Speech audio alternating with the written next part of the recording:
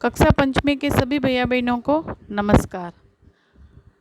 हम पाठ पढ़ रहे हैं, पाठ 19 जब आई आपदा। आज हम इसके आगे पढ़ेंगे। पहले हमने भूकंप की बारे में पढ़ा, आज हम बाढ़ के बारे में पढ़ेंगे। ये आपदाएं हैं जो कि प्राकृतिक होती है, कभी भी आ सकती हैं, कहीं भी आ सकती हैं।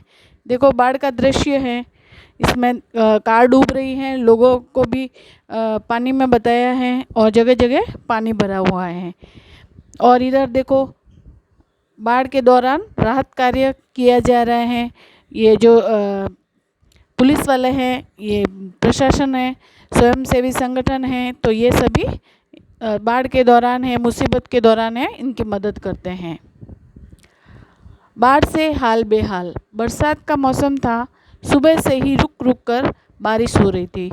मौसम विभाग ने भारी बारिश की चेतावनी दी थी। मौसम विभाग एक ऐसा विभाग है जो हमें बारिश की है, तूफान की है जानकारी पहले चेतावनी देता है। शाम होते होते बारिश तेज हो गई, तूफानी हवाएं चलने लगी, रह रह कर बिजलियाँ चमक रही थी।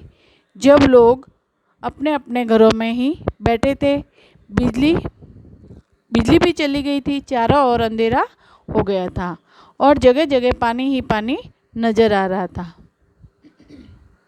हालांकि मेरे कच्चे केलू पोश मकान में पानी नहीं टपकता, लेकिन उस दिन टप टप कर पानी गिरने लग गया था। जैसे तैसे रात गुजरी ही थी कि सुबह अचानक लोगों के चिल्लाने की आवाज़ें आने लगी। गांव के पास बांध टूट गया, तेज बहाव के साथ आया पानी घरों में घुसने लगा। घर के बर्तन आदि सामान पानी में तैरने लगे। लोग बच्चों को लेकर ऊंचाई वाले स्थानों की ओर भागने लगे। बाढ़ आने पर इन तरह की कई समस्याओं का सामना करना पड़ता है। एक एक कर सभी झोपड़े बाढ़ के पानी में समाते जा रहे थे। पानी में कई कई छप्पर, पेड़ों की टूटी शाखाएं, मरे हुए पशु पक्षी, जानवर आदि तैरते हुए दिखाई दे रहे थे। हम सब लाचार खड़े ये सब देख रहे थे। पिताजी ने पास के कस्बे में अपने मित्रों को फ़ोन किया, फिर तहसीलदार को फ़ोन कर गांव की स्थिति के बारे में बताया। कुछ ही देर में पड़ोसी कस्बे से बहुत सारे लोग रस्सी व अन्य सामग्री लेकर आ गए। कुछ देर में तहसील के अधिकारी व पुलिस के जवान भी पहुंच गए। बाढ़ पीड़ित सभी लोगों को पास के गांव की धर्मशालाओं व सरकारी भवनों में लगाए राहत शिविरों में पहुंचाया गया।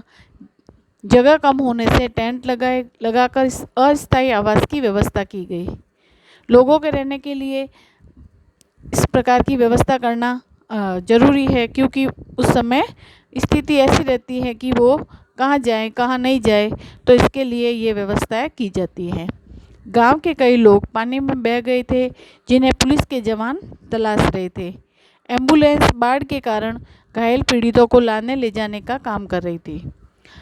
स्वयंसेवी संस्थाएं और प्रशासन द्वारा खाने पीने की वस्तुएं, दवाएं आदि उपलब्ध करवाई जा रही थी। ये बाढ़ का दृश्य आपको दिखाई दे रहा है, कार डूब रही है, इतना पानी गांव में आया हुआ है, तो इस कारण कई मुसीबतें होती हैं। कुछ दिनों में बाढ़ का पानी उतर गया। ये सारा नज़ारा मैं देख रहा था। मैंने देखा कि सब लोग वापस अपने गांव पहुँचे। वहाँ की हालात बहुत ख़राब हो गए थे। कच्चे झोंपड़ों का कहीं नामो निशान नहीं था। कुछ कच्चे मकानों की टूटी फूटी दीवारें ही बची थी। कई पक्के मकानों को भी नुकसान पहुंचा था। दीवारों में सिलन आ गई थी, जगह जगह काई जमी हुई थी, चारों ओर कीचड़ ही कीचड़ था। गांव में सभी जगह बदबू फैली थी। प्रशासन और स्वयंसेवी संगठनों के द्वारा सफाई अभियान चलाया गया। सभी ग्रामवासियों ने अपना भरपूर सहयोग दिया। कुएं, बावड़ी आदि जल स्रोतों की सफाई कर इनमें दवाई डाली गई, भवनों की मरम्मत का काम करवाया गया। अब इसमें प्रश्न है, बरसात के समय किस किस तरह की समस्याएं आती हैं? तो आपको पता है ना, बरसात के दौरान घर में सीलन आ जाती हैं, पानी इकट्ठा हो जाता है, कीचड़ ही कीचड़ हो जाता है और बदबू फैल जाती हैं। इस तरह से कई प्रकार की समस्याएं होती हैं। बाढ़ से लोगों को क्या क्या नुकसान हुआ होगा, तो ये भी आप अनुमान लगा सकते हैं कि बाढ़ में जैसे तेज पानी के बहाव से कच्चे मकान हैं तो बह जाते हैं, टूटी फूटी दीवारें बच जाती हैं, बाकी पक्के मकानों को भी नुकसान हो जाता है। और मवेशी है, पशु है, तो वो सारे बह जाते हैं, खाने पीने की समस्या हो जाती हैं। तो इस प्रकार से कई तरह की समस्या आती हैं। यदि आपके वहाँ बाढ़ आ जाए तो आप किस प्रकार की मदद कर सकते हैं, या आप बता सकते हैं कि भाई अगर बाढ़ आ जाए तो हमें बाद में जो मुसीबत होती है उसमें किस प्रकार से हमें लोगों की मदद करनी चाहिए। तो उनके खाने पीने की व्यवस्था कर सकते हैं, दवाइयों की व्यवस्था कर सकते हैं, उनको एक स्थान से दूसरे स्थान पर ले जाने के लिए मदद कर सकते हैं। बाढ़ जैसी आपदा से बचने के लिए क्या किया जा सकता है, तो बाढ़ जैसी आपदा से बचने के लिए जैसे कि मौसम विभाग द्वारा अगर चेतावनी आती है तो हमें पहले सुरक्षित जगह पर चले जाना चाहिए, और अगर कच्चे मकान हैं तो हमें पक्के मकानों में चले जाना चाहिए, और जो सामान आवश्यक है वो एक स्थान से दूसरे स्थान पर ले जा सकते हैं, और भी इस प्रकार कर सकते हैं। आपके गांव में एवं आसपास पानी के प्राकृतिक बहाव क्षेत्र में क्या क्या अवरोध हैं, उन्हें हटाने के लिए क्या करना चाहिए, तो इसके लिए भी हमें कई तरह के प्रयास करने चाहिए। सामान्यतः लोग इस एक जगह पर पास क्यों बसते हैं?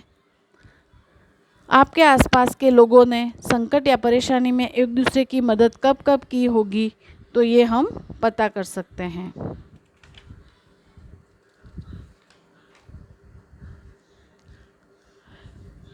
किसी संकट के समय आपको इनकी ज़रूरत पड़ सकती है। इनसे संपर्क करने के लिए इनके फ़ोन नंबर और पूरा पता कॉपी में लिखिए। इस सूची में कुछ नाम और भी जोड़ना चाहे तो जोड़ देवे। अब हम ये सामान्य जानकारी है, सबके लिए आवश्यक है कि जैसे संकट के समय ज़रूरत, तो हमें मुसीबत के समय पुलिस थाने की आवश्यकता पड़ती है, तो उनके फ़ोन नंबर होते हैं 100, ये सबको पता है। तो थाने का पूरा पता भी हमें पता करना रखना चाहिए, और हमारे पास डायरी में नोट रखना चाहिए। अस्पताल है, एम्बुलेंस के नंबर है, तो एम्बुलेंस के नंबर होते हैं 108, तो ये भी हमें हमारी जानकारी में रहना ज़रूरी है। जैसे अग्निशमन केंद्र हैं, अग्नि बुझाने वाली जो गाड़ी होती हैं उसके नंबर भी हमें नोट रखने चाहिए, तो ये भी हम पता कर सकते हैं, लिख सकते हैं। अब हम कुछ ऐसा काम कर सकते हैं, जैसे पिछले कुछ महीनों के अखबार से दुनिया में आई तूफान, बाढ़, भूकंप, आगजनी जैसी आपदाओं के बारे में चित्र व समाचार इकट्ठा कर सकते हैं और इन्हें एक चार्ट पर चिपका सकते हैं। भूकंप आने पर घर से बाहर खुले में आना चाहिए। हमें प्रमुख रूप से क्या करना चाहिए कि जैसे भूकंप अगर आया हुआ है तो हमें उस समय खुले मैदान में आ जाना चाहिए। प्राकृतिक आपदा के समय पीड़ितों की मदद करनी चाहिए। अब इसमें कुछ प्रश्न हैं, जैसे भूकंप से आप क्या समझते हैं? भूकंप से होने वाली 5 हानियाँ लिखिए। बाढ़ के आने के 2 कारण लिखिए। बाढ़ के समय सुरक्षा कैसे की जा सकती है? इसके ये प्रश्न उत्तर हम अभी कॉपी में करेंगे। पाठ को हम इतना ही पढ़ेंगे। धन्यवाद।